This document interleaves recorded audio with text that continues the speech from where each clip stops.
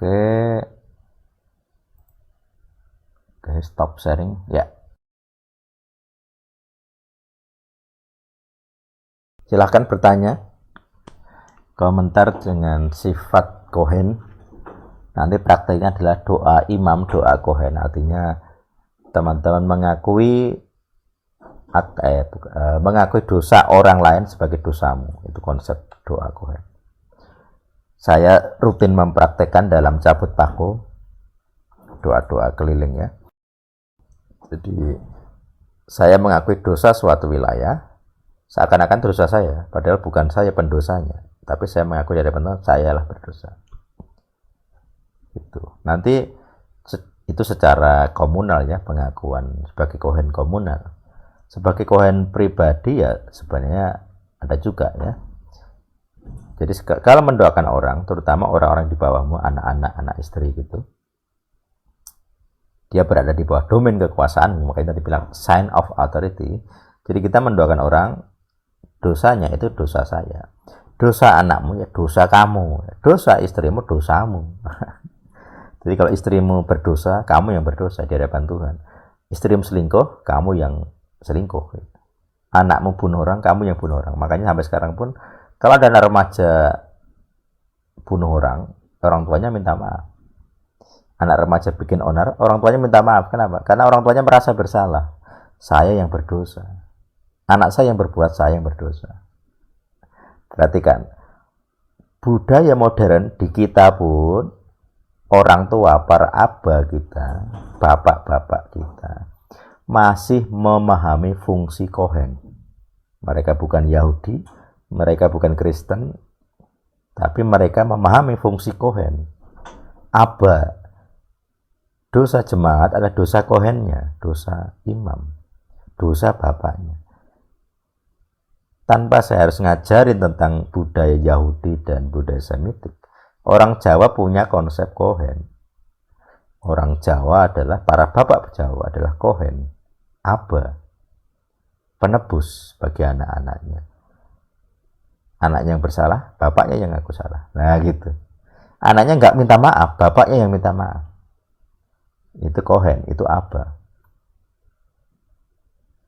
Makanya ini konsep Kohen, konsep aba yang saya praktekkan dalam doa-doa, juga dalam sikap ya. Jadi kalau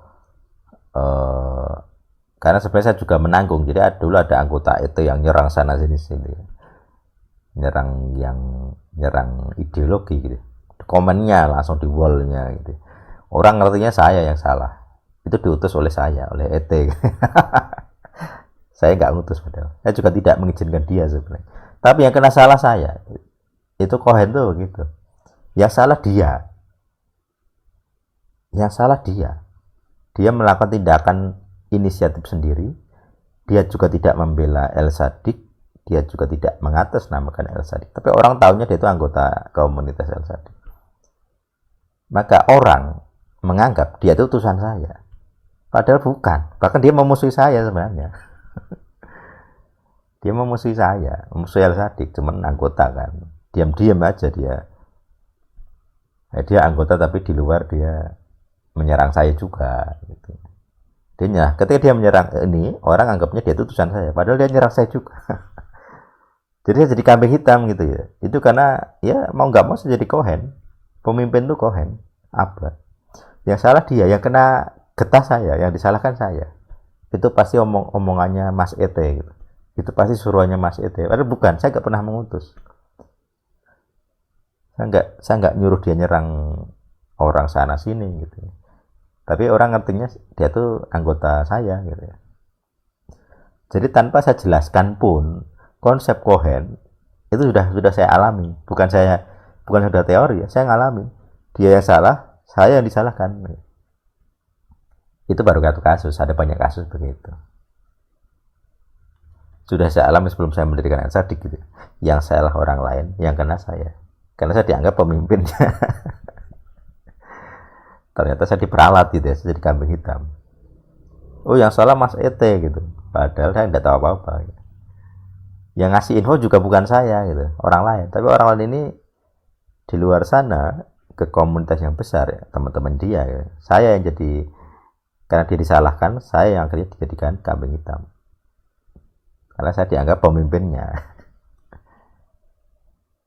Makanya saya tanpa menjelaskan, bahkan saya belum paham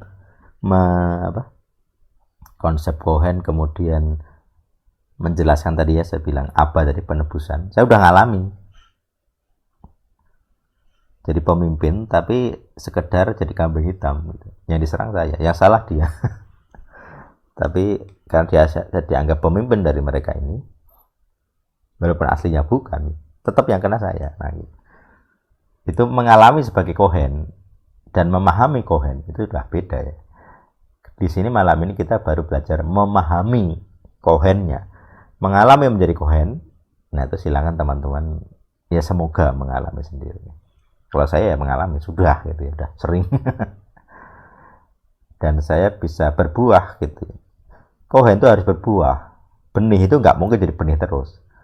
Kalau jadi benih terus itu belum menjalankan fungsinya sebagai Cohen. Yaitu penjelasan tambahan ya. Mempraktekkan Cohen. Oke, silakan bertanya.